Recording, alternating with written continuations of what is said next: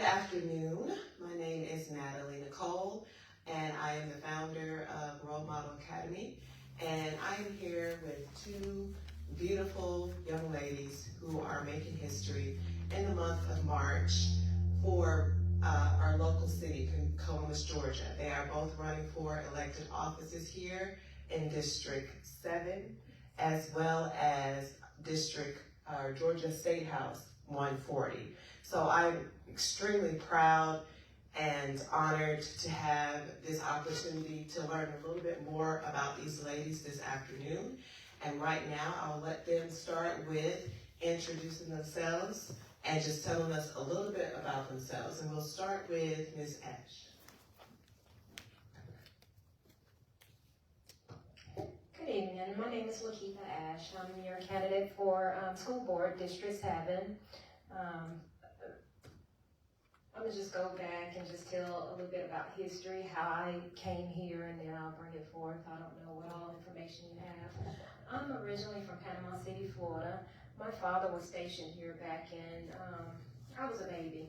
So I was stationed here back on Fort Benning up until about age 4. Right before starting school, I went back to Panama City because of the military travel. Went through all my schooling and everything in Panama City. And we moved back here with my husband in 1999, where I've been right here in District 7 since that time. I have 3 beautiful children. They all graduated within the school systems right here in District 7, attending Key Elementary School, on to Eddy Middle School, and all 3 graduated Spencer High School. Go Greenways. I currently have a grandson. He started at Downtown Elementary right here in District 7, and then he went to Key Elementary in 1st grade, and currently still in the Columbus school system, so public school system. We have our own business right here in District 7 again, as he leads, and as well as we do my fashion designing, just mine, and we have a beauty supply store right here in District 7. We fellowship here in District 7, and pretty much my whole life I try to evolve right here in the district. I'm a community-focused person. I deal with people daily. They come in and I choose to advocate on their behalf, and I just love it here. I can be anywhere, but I choose to be right here in District 7. I'm running for School Board District 7, and I'm just looking forward to this opportunity. Okay, wonderful, wonderful, wonderful. And now to Ms. Alyssa Mia Williams.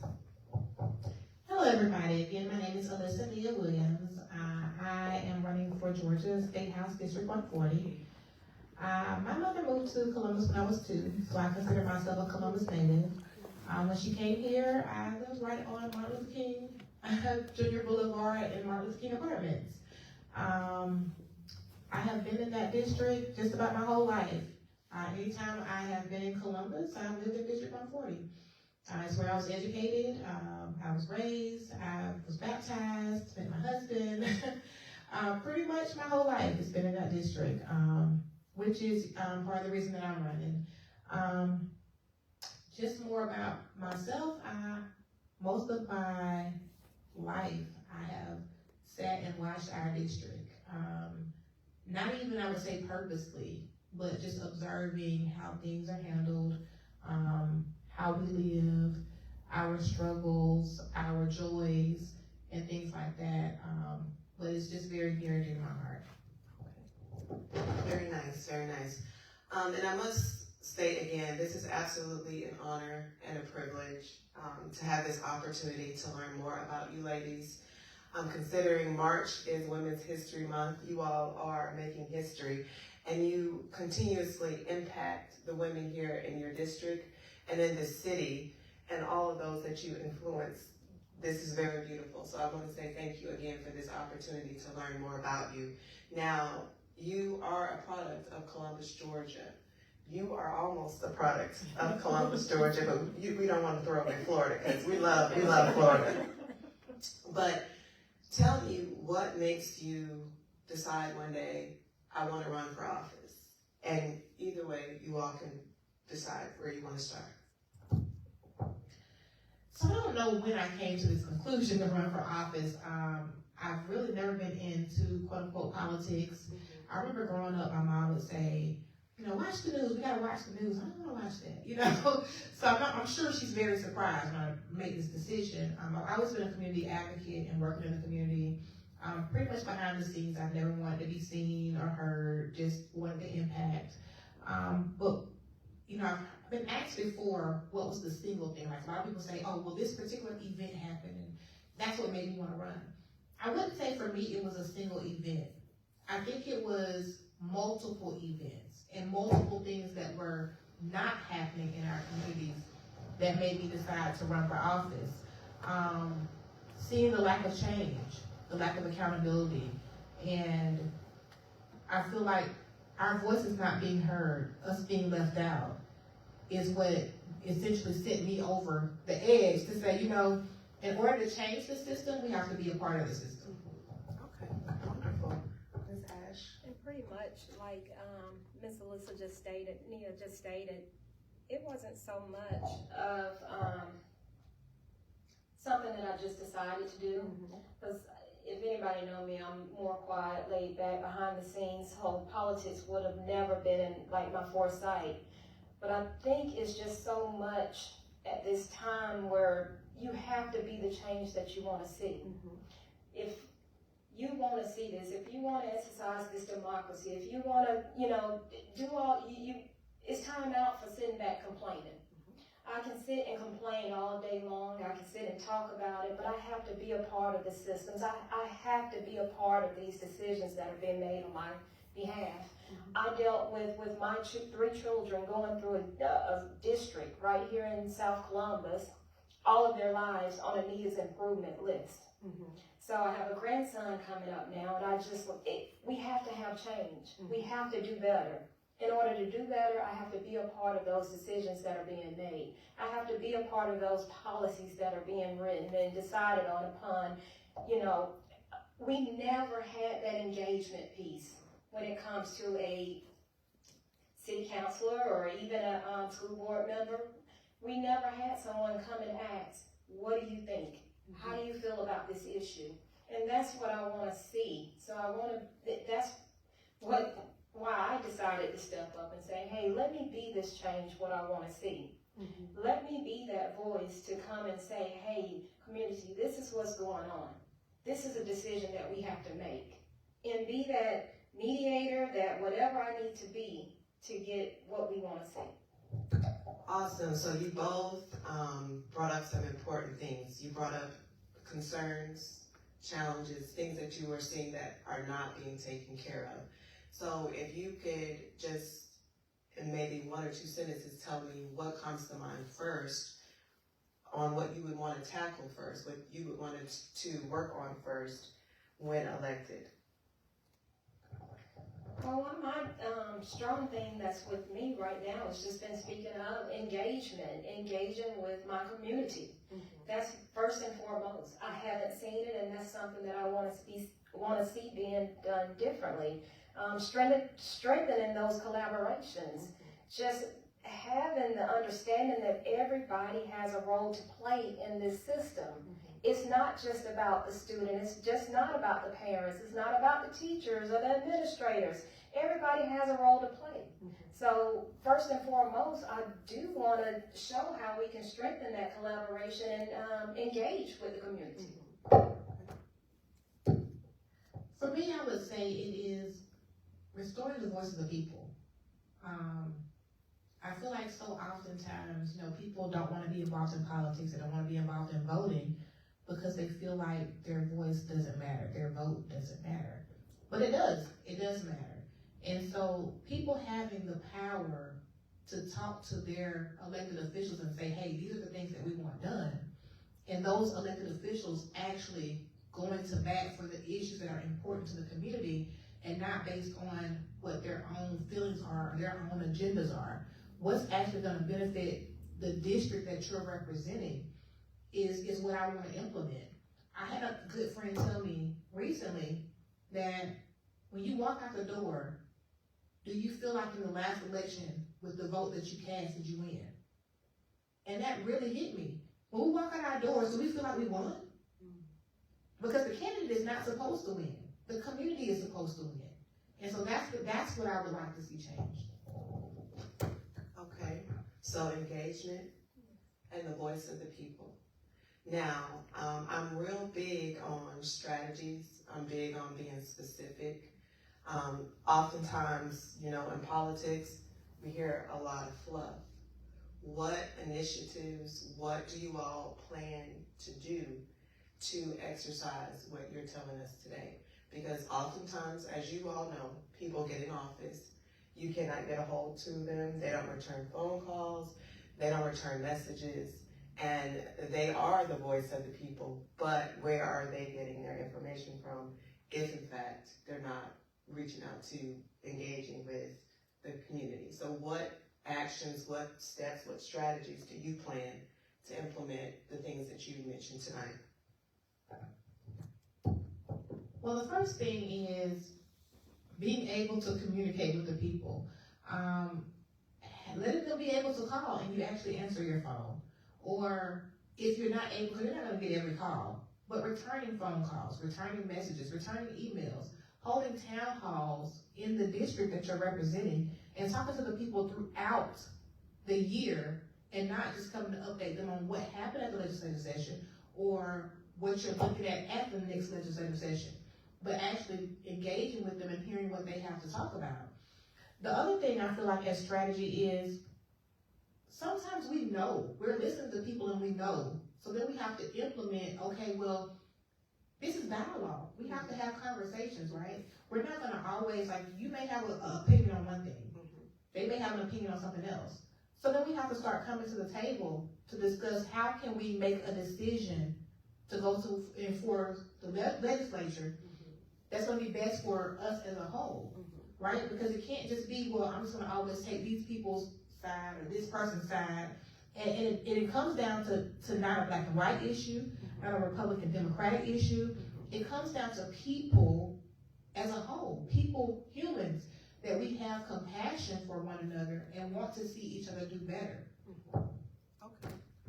Ms. Ashe? Yes, and I pretty much agree saying with what Alyssa and Nia was just stating. Just being accessible, having those conversations, having those town halls, having those small group conversations. But one thing that I feel like with me, I'm doing it already. Those are things that I'm already doing, so it won't change once I'm there. A lot of people go in these offices have not already been exercising those things. They're just in there, they get in there, and they just, they're there. But when you already have a habit of doing something, it makes it even easier to continue on doing that thing. So I'm just going to continue to do what I'm doing at a greater level. Okay, awesome. Now, based on what you all know about the city, what would you say in your district and for Georgia House Rep 140, that district, is going well? What would you say is going well? Well, when it relates to the school board, I say we have awesome teachers. There's so many things, negative things that we can talk about, but that one thing that I say top notch, we have awesome teachers. You have some, that you question, but overall, I think we have awesome educators. It's just us working with those educators to make the system better. Okay. I think the people in the community are amazing. I think that the breakdown is the people will tell us what they want, and I think that's great because they will verbalize what their needs are, what their concerns are. We see it all the time, whether we're sitting talking with somebody, whether it's social media. The people are strong in their voices. We just need representation that listens to those voices and take it back. Okay, awesome. Now, ladies, I'd like for you to think about an opportunity or a time where you faced a challenge or you faced a conflict. How do you respond? How do you handle controversial issues and challenges? Because there will definitely be some for both of your positions when elected. What do you say about that? Well, the first thing is you can't take it personal. You never take it personal. Whenever you have a disagreement with somebody, then they have their perspectives based on generally how they were raised, their background. People have perspectives because of different things that contribute from their lives. So you can't take it personal, and you have to communicate to listen. Listen to communicate. You can't listen to respond.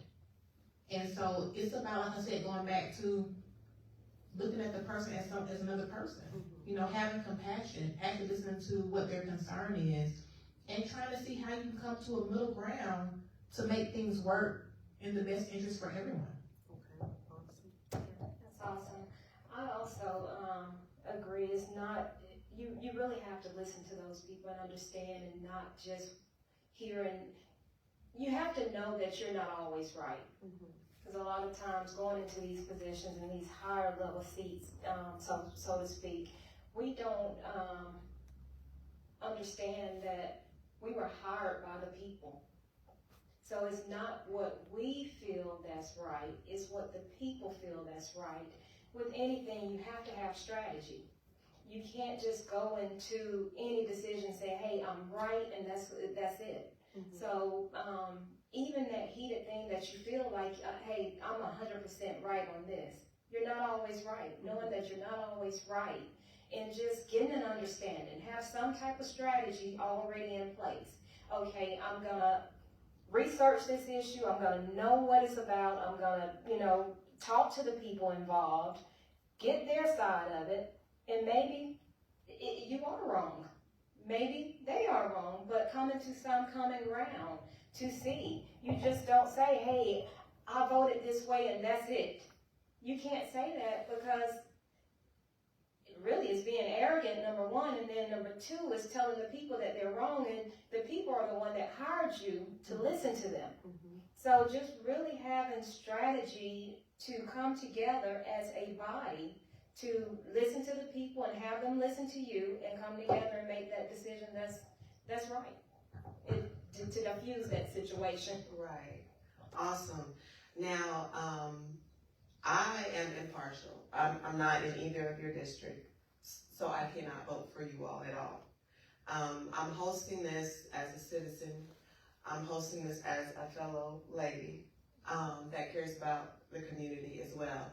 And I know that, like me, you all are very involved. You go to the city council meetings, you go to the school board meetings, and we see that there's like condescending communication towards the citizens who either have concern or issue. Now, with the way that social media is today, people record and then they put it back on social media. And so this one particular incident I'm thinking about, they had a town hall, they spoke with people, they were answering questions, and I think the lady was called a certain name by a city official. It's really time out for people who have been elected by the people being treated less than. And so I feel like, do you feel like there's a certain people that you need to reach? I know you mentioned that you are for everybody, but do you feel like there's a certain people you want to reach or you want to be a champion for, or is it everyone in your district? Will everyone have the opportunity to be treated with dignity and respect in your district, in your area? I think that we all should be treated equal. I think everyone, it's not no big I, little you, big me, whatever. I think we all should be treated equal. It's not a black-white thing. It's not a, Democrat-Republican Party thing. I think we're all are unique in our very own ways and should be treated as such. Well, one of my campaign slogans is I am everyday people, fighting for everyday people. And that actually comes from a song. It's a song from a while ago, but the song is actually talking about how we're all different, but yet we're all the same, right?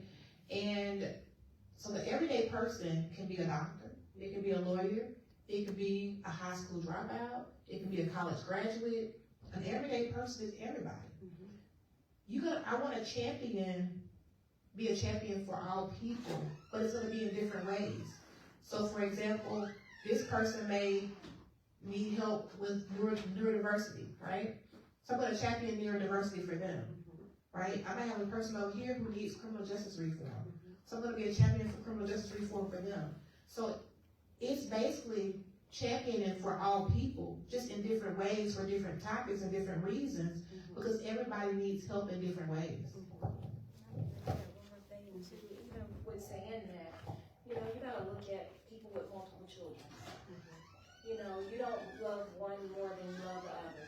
You don't treat one child more, higher than the other. Well, I don't. I have 3 children. So I don't sit here and tell one, oh, I love you more today, and then I love you more tomorrow, or, you're my favorite. They're all my favorites. So you have to treat every one of them, and that's, like you said, you have to treat them special in their own special, unique way. So it's the same thing being on a board. Everybody's not going to see everything. Like the previous question, we're all not going to agree on everything. So we have to look at the uniqueness and what they need in order to, satisfy those needs and, come together. Now, I see that we do have a lot of questions online, and we're going to get to those. And then we also have some ladies and gentlemen here in the audience, and we're going to get to those. If you all have questions, please let us know. We're going to get to those. But ladies, what would you like the people to know specifically from your heart about you and your heart for your district? For me, as I said it before, I'm a Columbus native and a product of District 140. I'm running for this seat because this community has shaped, nurtured, and molded me. I'm the woman I am today because of this district, and which is the reason I want to serve it.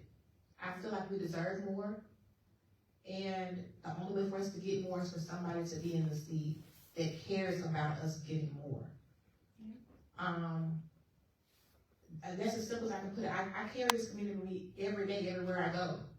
And when it struggles, when it hurts, I hurt. And I think it just kind of goes back to, we always talk about the village, right? When we had the village cared about one another. We cared about whether our neighbor had or didn't have. We cared about whether they needed something. We looked out for one another. And I feel like it's the same case with whatever seat you're running for. If you're in that seat, then there's no way that you should be in the seat and not care about your neighbor, about your village. We have to look out for one another. So this district is my heart. And like I said, I carry it with me everywhere I go. And I think the major part that I would want someone to know about Laketha is that Laketha is not in District 7 because I have to be. A lot of people feel like you have to be somewhere, or you're lower class and you this and you that. I'm here because I want to be here. I choose to work in this district. I love this district. I could be anywhere, Florida. But I choose to stay here in Columbus, Georgia in District 7. Been here for the last 24 years faithfully. I have not, went to any other district. Even when I tried, it didn't work. I kind of found myself right back staying here. So, I think that's the one thing that people it's not about a vote.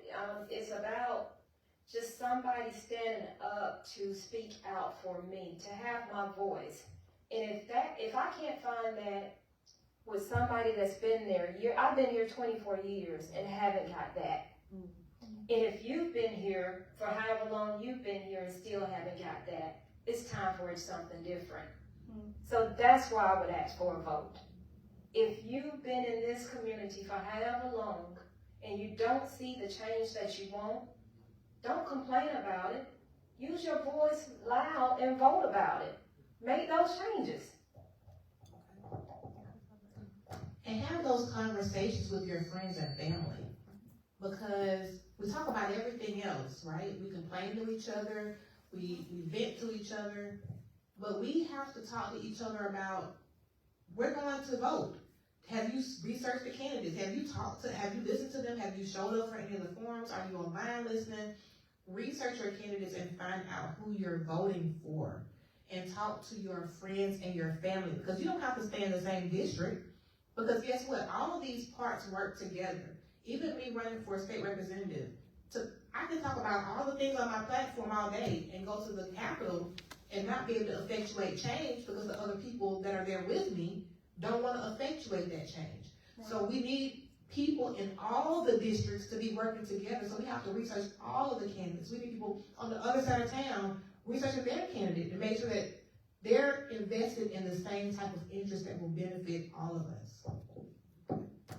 Now, I like that you brought up the collective body being on the same sheet of music. And oftentimes what we see is that people have different agendas. And then it's decided behind closed doors. Like what we see is the dog and pony show of the school board meetings and the council meetings and different things like that. We don't see what goes on behind the scenes. We don't know who's really having our back and who's not. So what do you say to that? Because again, by yourselves, you cannot make the changes you want to see. It's going to take the support of others. So what experience, what skills do you have to bring to the table to persuade or to influence to bring about real change in the school board and in the house? I think, first of all, it's about relationships. Things can't be transactional, right? You have to build real relationships with people. Very good. You have to talk to them. I'm a mother. You're a mother, right? We can connect on being mothers.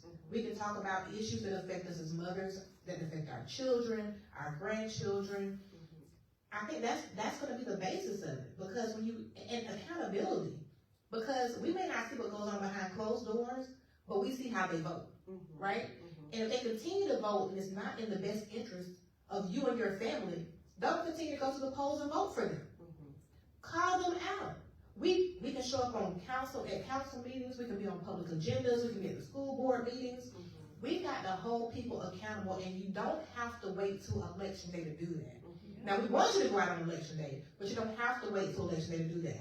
They have issues there, and also be engaged. Be engaged prior to when you're upset, right? Because we have to be there to even know what's going on. Right. If we're not attending the meetings, then all of a sudden they put something out here in front of your house and you're upset. You're like, oh, who told them to put this out there? They talked about it for 3 months prior to putting it out. Right. Yeah. But now we're upset and want to be reactive, right? So I think that it's also the collaboration between the community as well as the elected official. I totally agree. I think the biggest thing is that accountability piece of it, and just engaging. We have meeting after meeting that many people say, hey, I didn't know about it. Like right now, we have these East-Floss meetings going on every week, every month, or however. And a lot of the citizens say, well, I didn't know about it.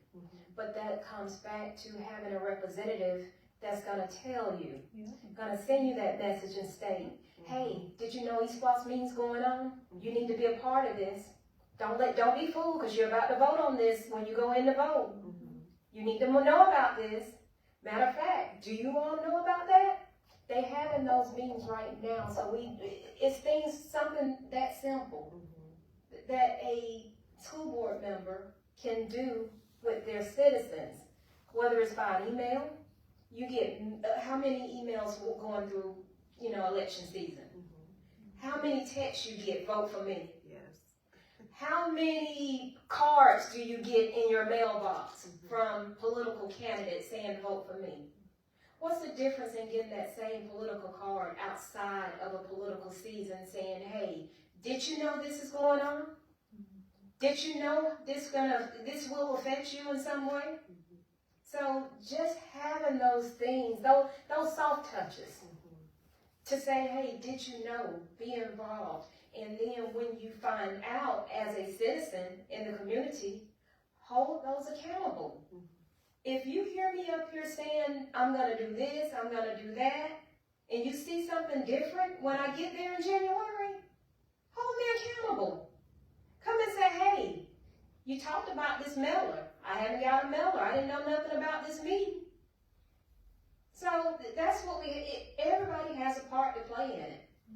You have a part as a citizen to say, hey, I'm gonna be engaged too. Not just sit back and say, okay, well, she said it, but you get the mail and throw it away. So we all have to play that part to make this system work. Okay, awesome. Awesome. Do we have any questions in the audience for these ladies? I have one. Yes, let's get her a mic, please. Where's the extra?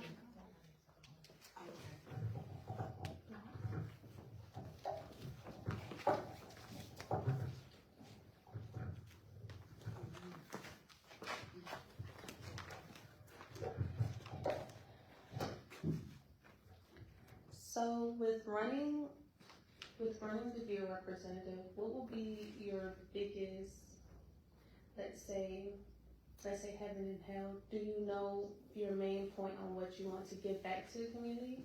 And do you know what the community is asking for? What's the biggest thing they have stated to you so far? Or what's the biggest thing you want to give to the community so far? As far as me, just from past interactions with the community, they're seeking representation. They're seeking that engagement.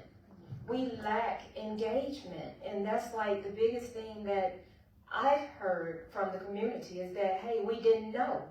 And it's gonna take that engagement for you to know.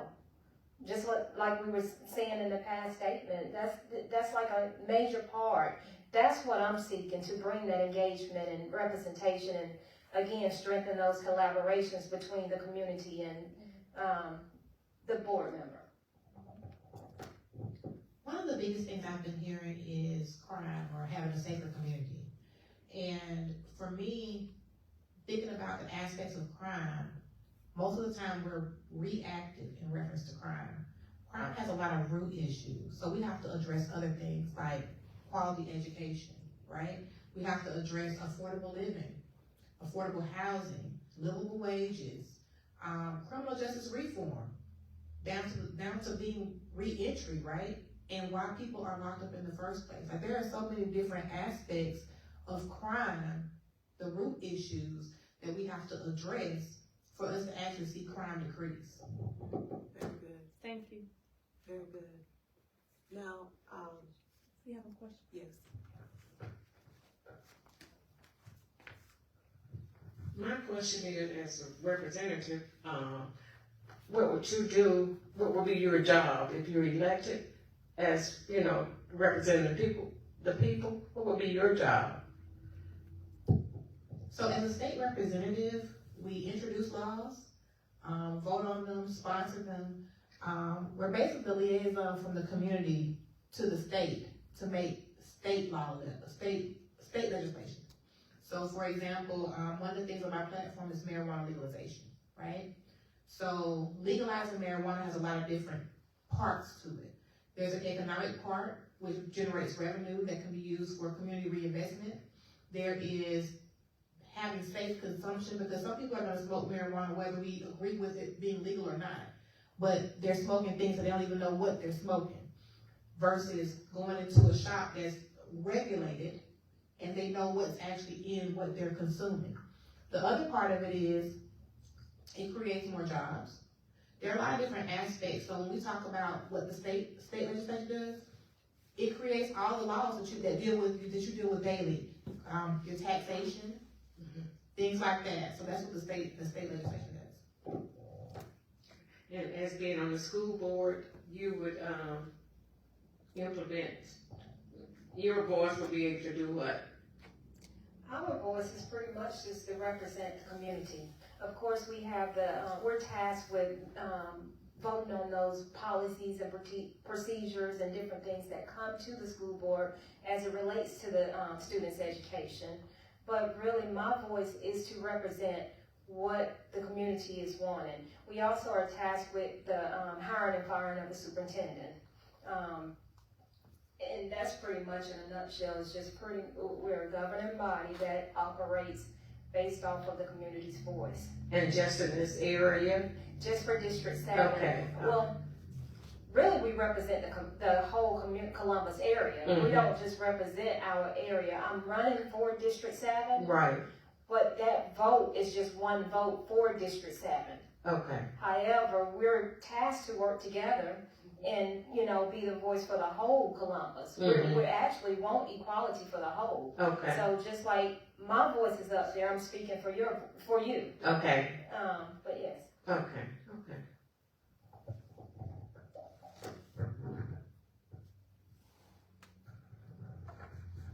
How y'all doing?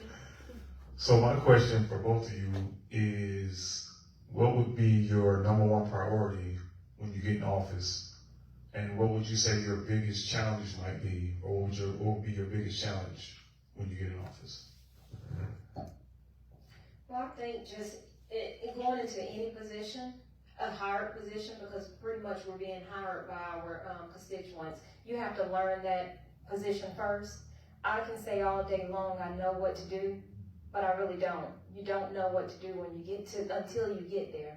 So I think my top task would be learning the position, building those relationships, with the board, and then moving from there. Still keeping in mind what I've already said is that, hey, at the end of the day, those that voted for me to be there, engagement. So that's top and pretty much first and foremost on my list.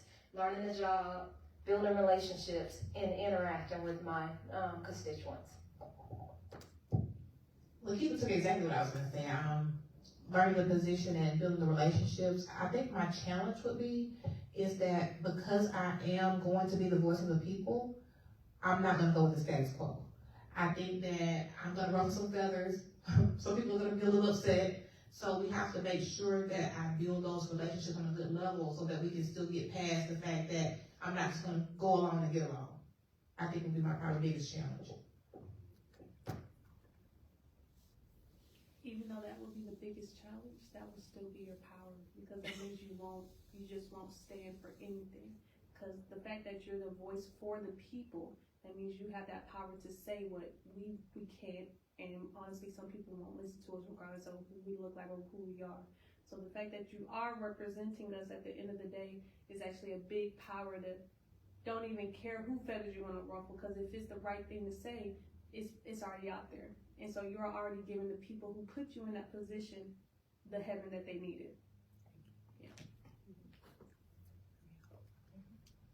So, yeah, I would just like to say that I met Ms. Ashe virtually on social media, and she was hosting community events, and she was giving out food, and she was feeding children. I was like, who is that?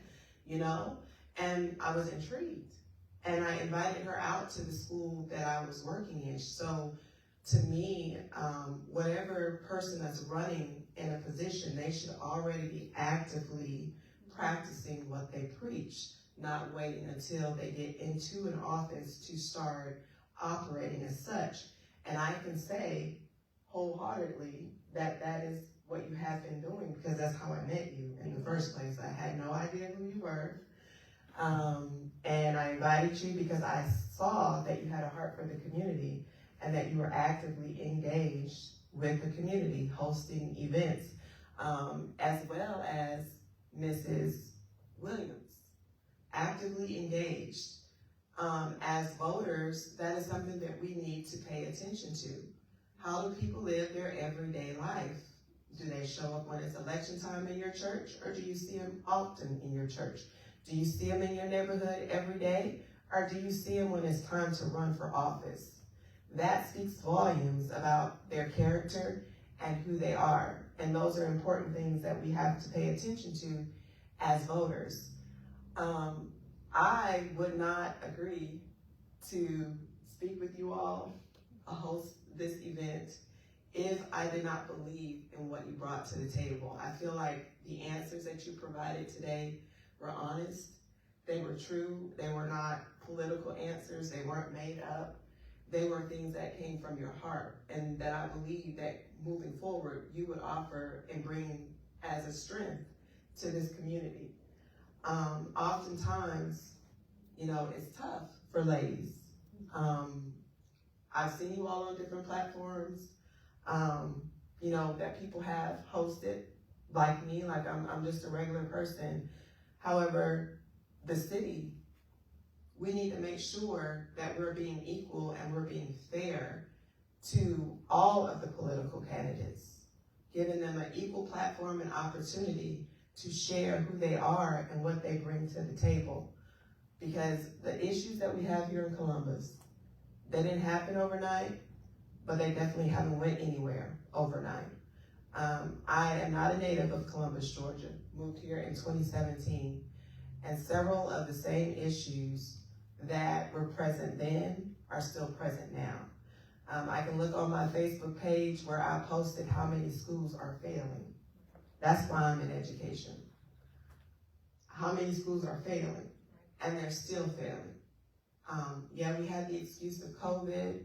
COVID's over. Now we're adjusting, and our babies are still failing. Our communities are not equal. There's a lot of building going on in North Columbus. They did upgrade Macon Road a little bit, you know, but what happened on this side? So for the schools here on this side, and for the areas that the House could represent and work on, what are some specific things, and I know we keep asking this, but what are some specific things as it regards, because I don't even know if as a school board member, you can impact the failing grades, but you all do hire principals, do you? We not so much principals. We're more at the board level. So you vote on those policies and making the rules and the policies of hiring and firing and different things like that.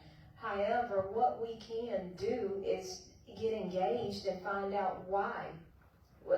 Like I said in the beginning, I have 3 children that went through this school system here in District 7, all in felon schools.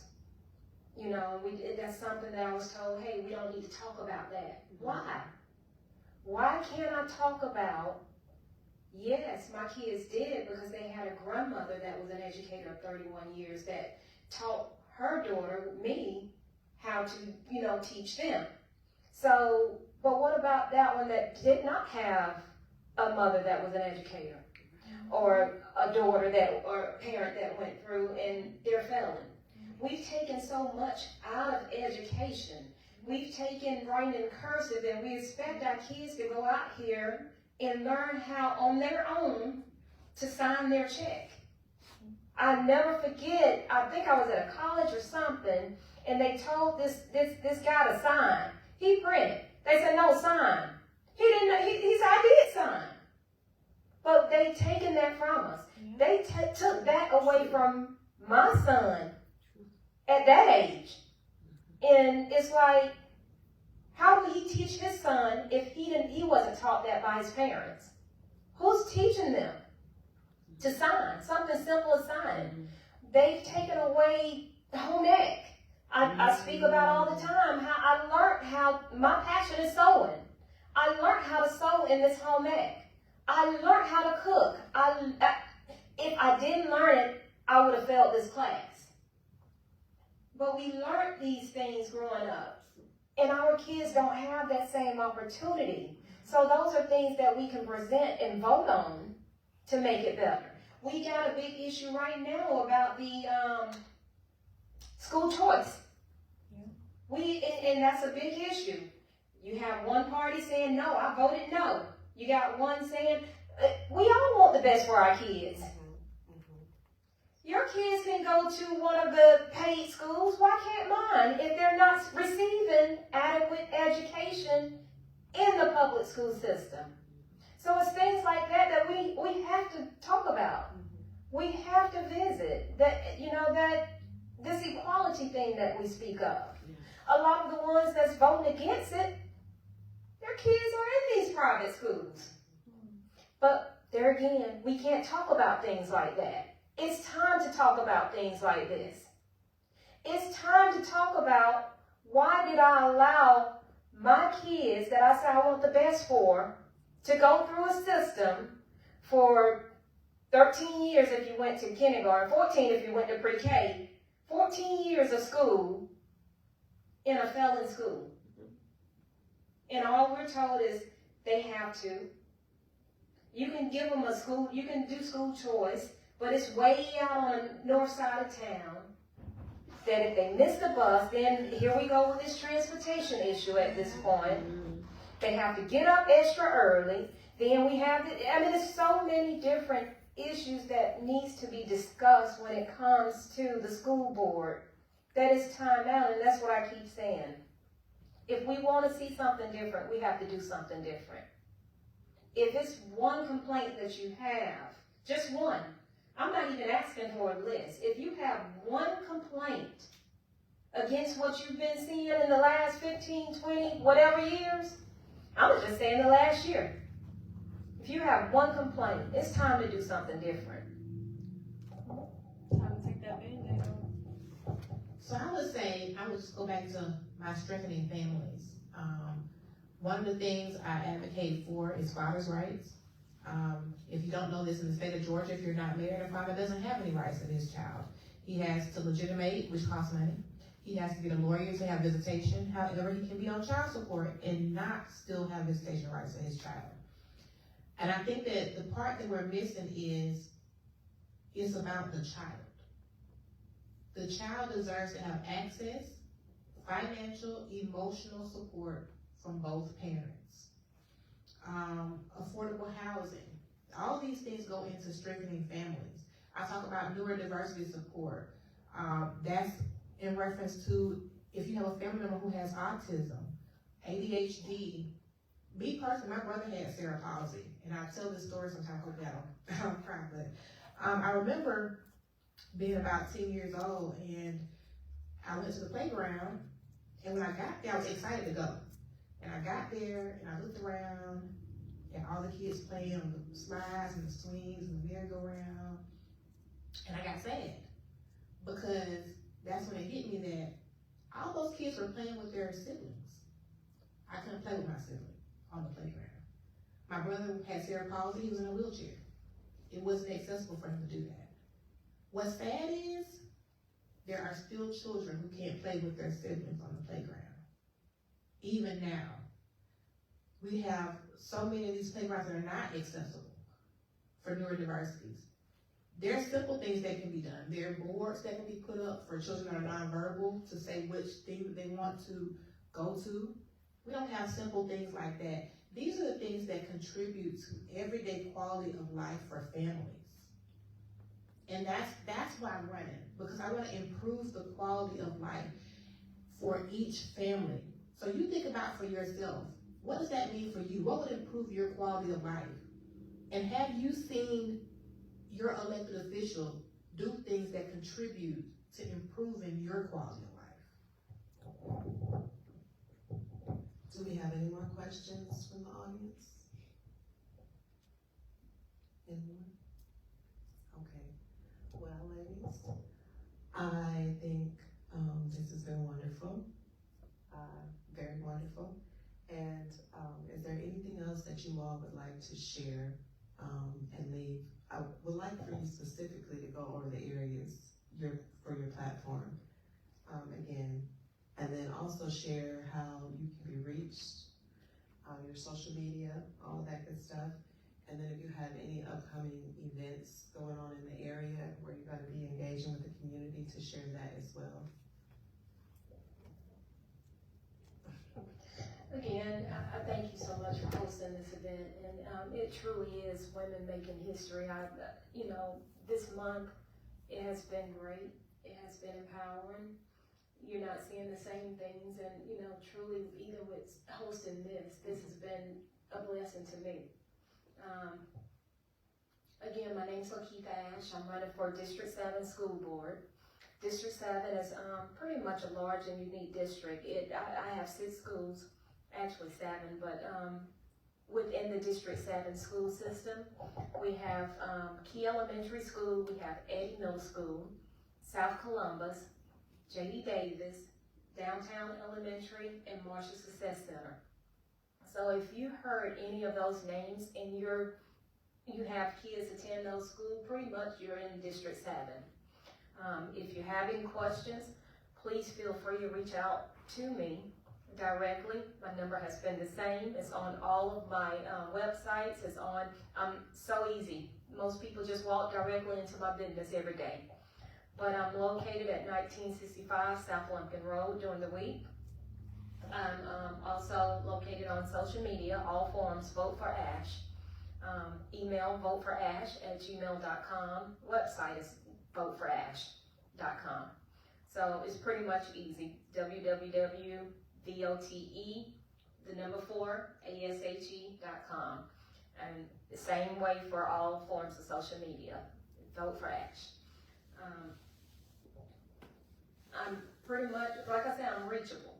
If you have any questions, just reach out to any of those forums. If it's okay, I'll tag it in the video after this is over with, so it'll be easier to find.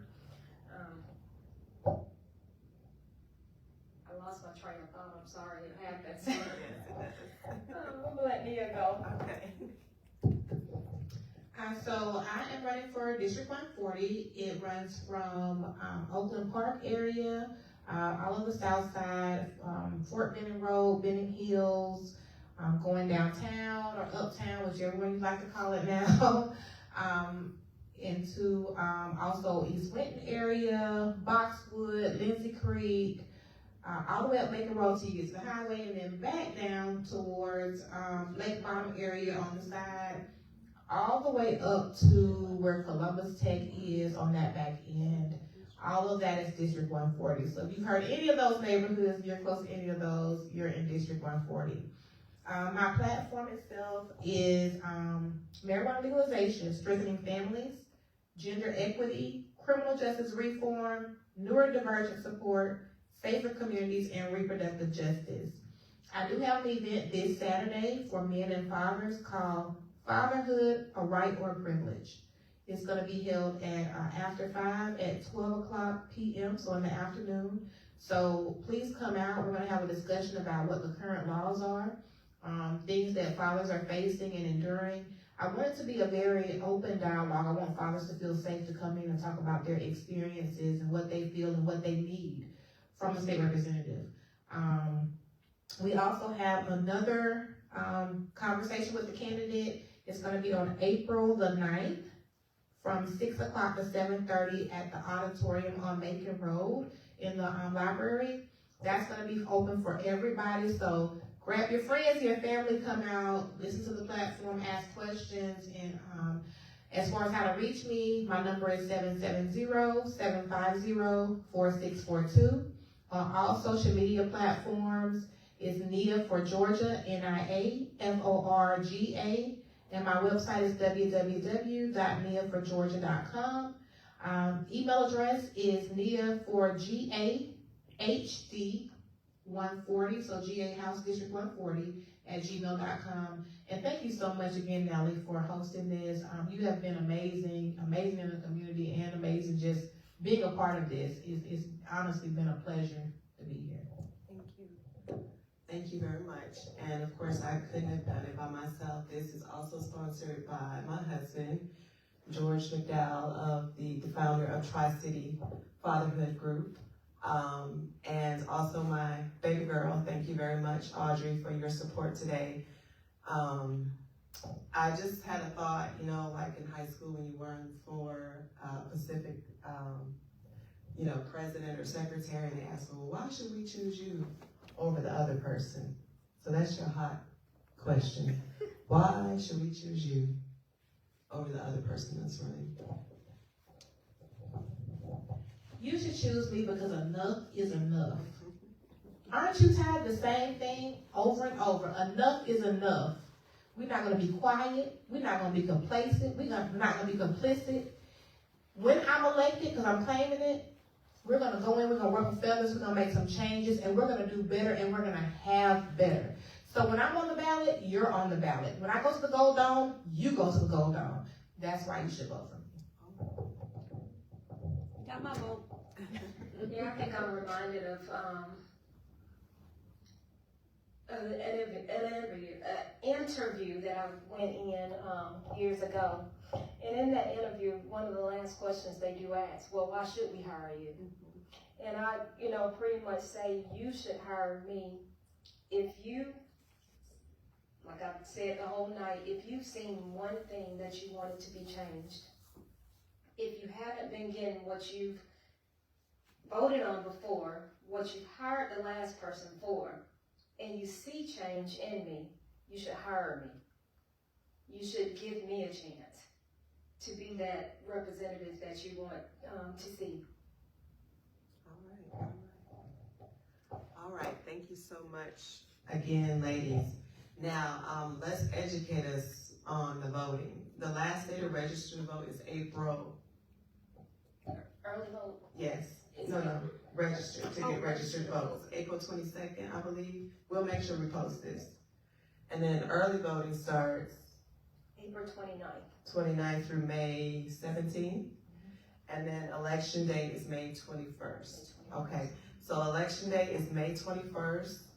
Please, please, please make sure you vote, exercise your right to vote. Early voting, that's what I like to do. No lines, you walk in, you get it done, you walk out. That is April. Early vote. Yes. April 29th. April 29th through May 17th. Okay? And then just make sure that you're registered to vote. Now, I did have a question as it regards absentee voting. Some of our people have not received those through the mail. So what should we do? How do we take care of that? I can get that information, but I don't think those ballots, we were in the voter meeting last week, but those ballots have not been sent out yet. Okay. So Okay. that's why you Okay. have not received those. What you can, I think they put out the date for coming up next week, correct me, that they can go on and see a sample ballot of the, go on to that My Voters page, sos.ga.gov,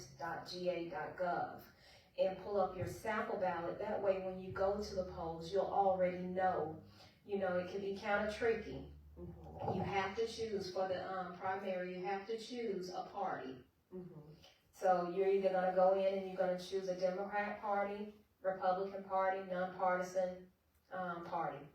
And once you choose your ballot, it will have the different positions on there. Whoever's running Democrat, it'll have all of those on there. Whoever's running Republican, it'll have all that on there. Or if you just choose nonpartisan, it'll just have the nonpartisan race. But those questions that I spoke about, like the East Blocks question, those are on, the questions are different on each ballot. So that's why I said go to that website and review your ballot before you even go and cast that vote. I think Nancy Boren stated that those sample ballots will be up next week. But once those, actually I'll share that information too on the platform, just to let you know. But I strongly suggest you go out there and pull up a sample ballot before you even go, so you'll know what questions you're voting on. I have a question. The last presidential election, we didn't get an absentee ballot. At one time, we did get it for the previous one, but not the last one. And so I don't know what happened, why they stopped sending them to us. So I don't know what we need to do to get them to come again. Yeah, I was gonna say, there is and I'll put this in the chat as well, there is a deadline to do an absentee ballot application. Now, some people already have exemptions to why they should already receive their absentee ballots, but you can always go on and do the application so that you will get an absentee ballot. So I'll put the dates and the information in the chat for that. I'm glad Laketha also brought up about the different ballots, because I am running on a Democratic primary.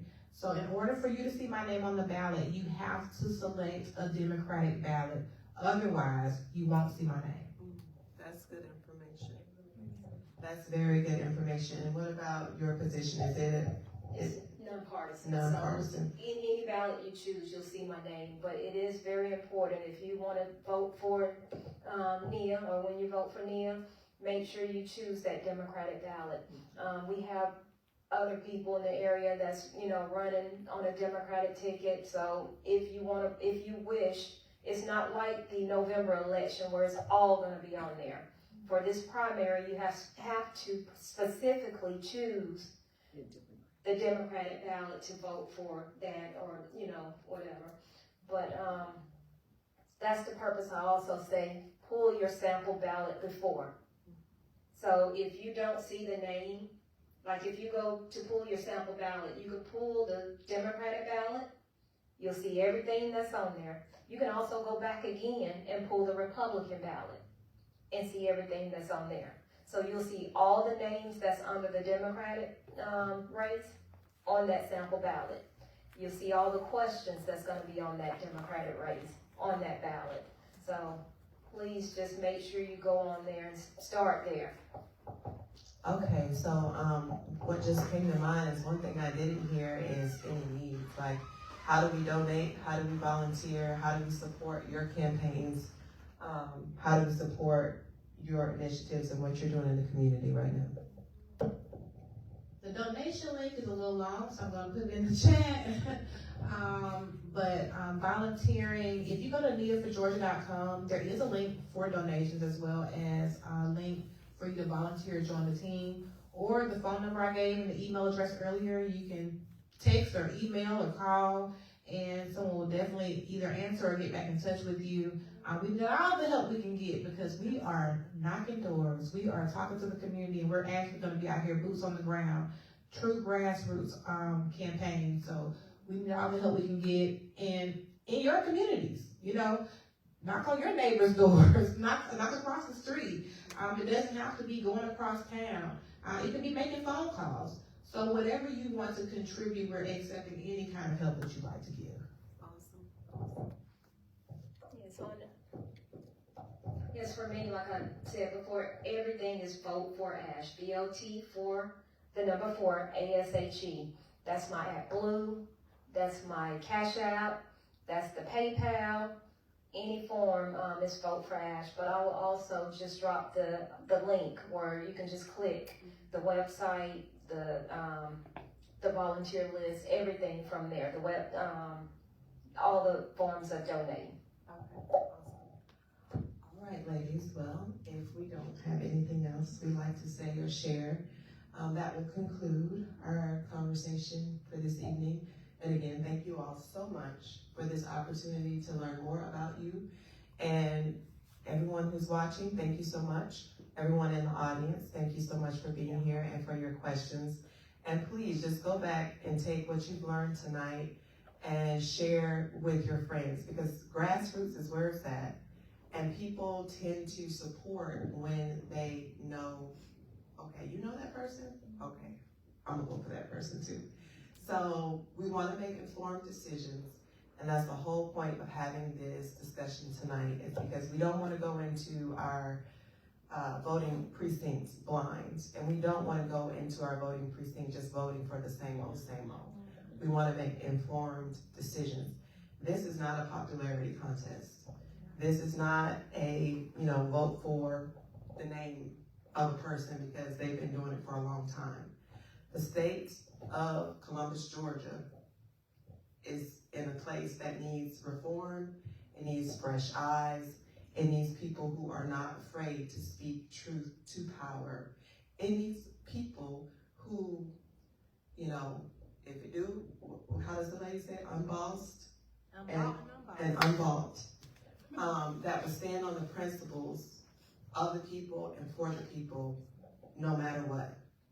And I do believe that these ladies can totally run for that. So learn more about them, figure out more how you can volunteer and support them, and let's get it. We got so many days left until Election Day. April will be here next week. Let's get it. Let's support these women making history in our community. Thank you so much. And before I close out, I would like to have one of the sponsors of this event, George McDowell of the Tri-City Fatherhood Group, say a little bit about his organization. And I do believe he's going to be present with you on your event on Saturday. And so I'd like to have him say a few words as well. And thank you so much for sponsoring this event. So I'm going to move out the way and let you come up and take this.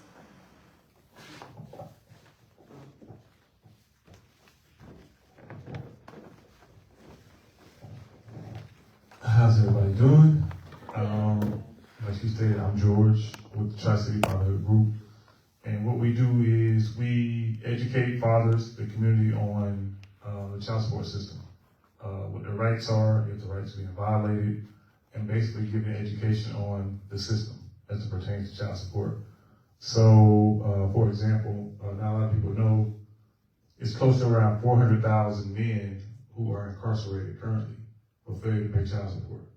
So if the system is for the family and for the child, how is that helping the family if they're putting the father in prison for failure to pay child support? So, again, there's a lot that goes on with child support that people don't understand.